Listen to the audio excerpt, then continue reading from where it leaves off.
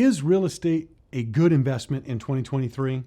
There's a lot of uncertainty going on in the financial markets right now with inflation, bear markets, and global political turmoil.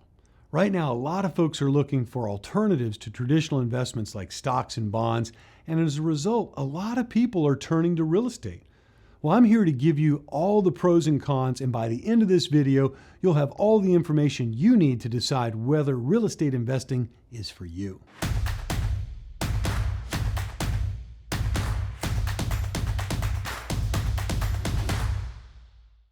First, let's talk about market conditions. Currently, real estate, when you look at and contrast what's been going on in the overall stock market, last year, 2022, the stock market's down 20% to 25 or 30, depending on the segment that you're in. Real estate in good quality managed multifamily real estate has held its value in 2022. Now, even too, as we've entered into 2023, in some markets, depending on the area, the moment in time, the value is maybe down about 10%. But now here's the interesting thing about real estate. You don't have to sell it because you're getting positive cash flow. And even if it is just like with us, we had properties we were going to sell in March of 2020. We didn't sell, held on for another year and sold it for even more money. So right now, market conditions still present opportunity to be able to invest in real estate.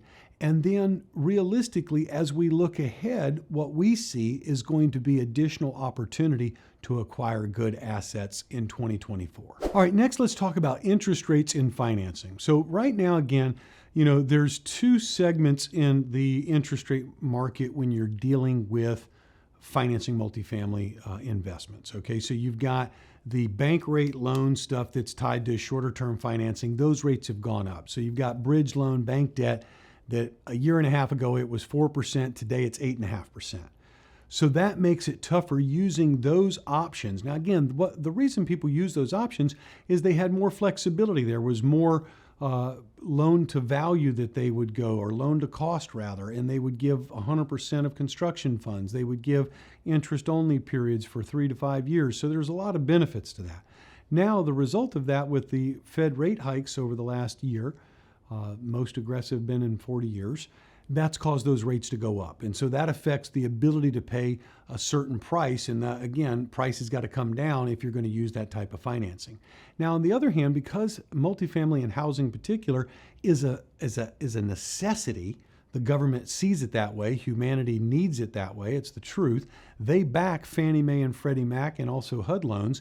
And right now on majority of properties, you can get 60 to even 70, 72% is probably about as high as that's going to go depending on the cash flow of the property. A Fannie Mae or Freddie Mac, which is a government-backed loan, at about 5.25 to 5.5.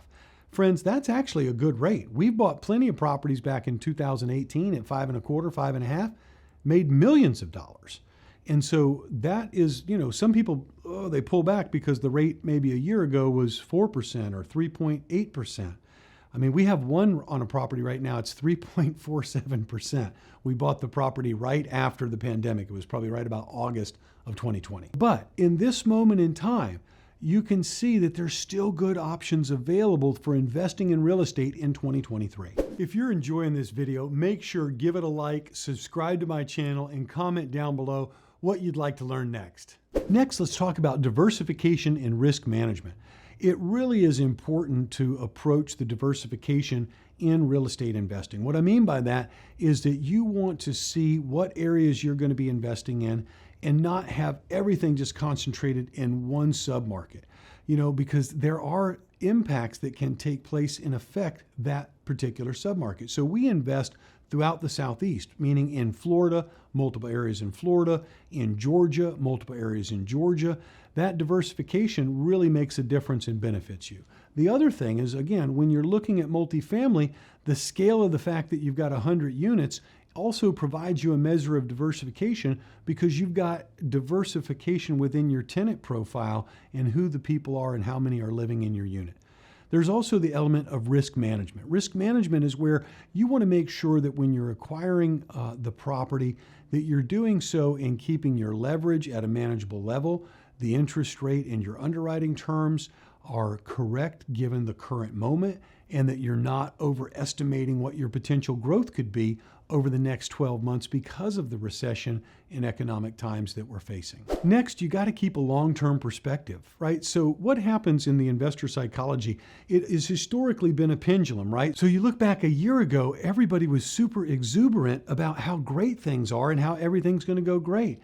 Now the pendulum's starting to swing a little bit where people have a bit more pessimism and negativity. But look, you've got to recognize that your perspective when owning multifamily and real estate investments, it's a longer term perspective. So we may go through an economic headwind that's 12 to 18 or 24 months. I mean, realistically, we've already been 12 months in since they started raising rates about a year ago. And then yet, though, you're going to have an investment in a quality asset that's doing well for the next 2, 3, 4, 5 years, depending on the length of the ownership and the business plan. So again, when you're investing in quality real estate investments, you've got to take a little bit longer perspective than just looking at what's going on for the next 6 months. Lastly, location and property types are absolutely critical. You know, you've got to, again, the old saying, location, location, location. You want to be in quality areas that have strong supported business and job growth. You've got people moving into the area. That's what's going on there. Because when you see that kind of environment, even though there's maybe an economic slowdown, you still got growth there, you've still got jobs there, and you still got people there. And that means you still have demand. The other thing that you want to look at and make sure is to make sure you have the optimal unit allocation within an investment. Whether it's 1 bedrooms, 2 bedrooms, 2 bedrooms, 3 bedrooms, combination therein. You also want to understand, does the property have the right amenity set or lack therein for the demographic that you're serving? What I mean by that is that you may not need sauna and gym for the area that you're serving because it's more of a C+ marketplace, and you can serve that clientele without that. The truth be told, not even probably 10% of the people use an on-site gym. That's just reality, but it's in a marketing of the amenity. But so again, it's critical to understand the property type and the location, because also in this moment in time where you got some economic headwinds, you don't want to be in a less desirable location. You want to be in a good location.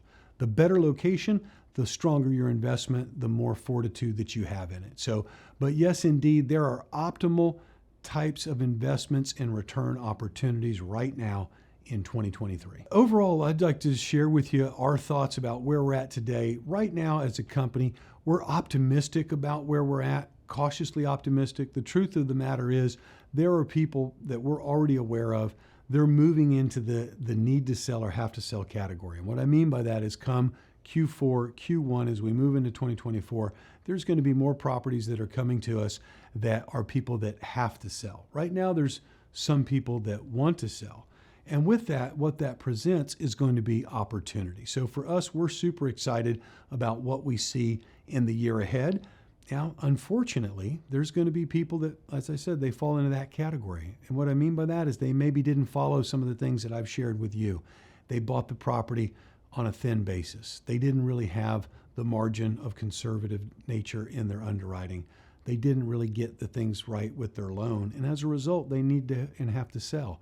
And that's going to present an opportunity for us and for you if you want to join and become part of our investor club. Hey guys, I have a free gift for you in the description of this video.